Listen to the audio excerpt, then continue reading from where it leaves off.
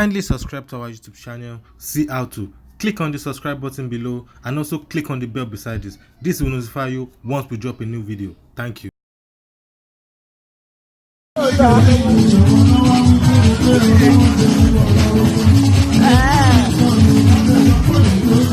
ọkọ yìí ni máa tẹ̀lé.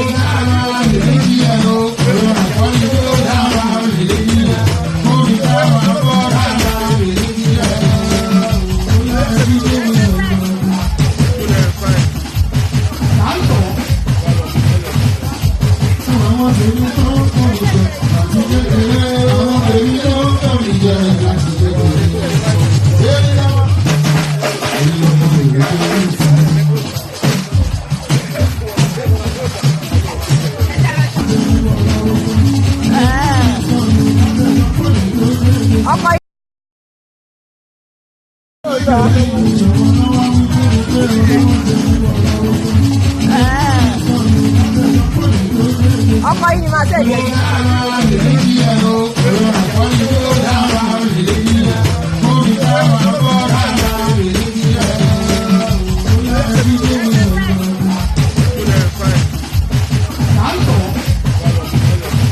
Thank you so much for watching. You want to see more?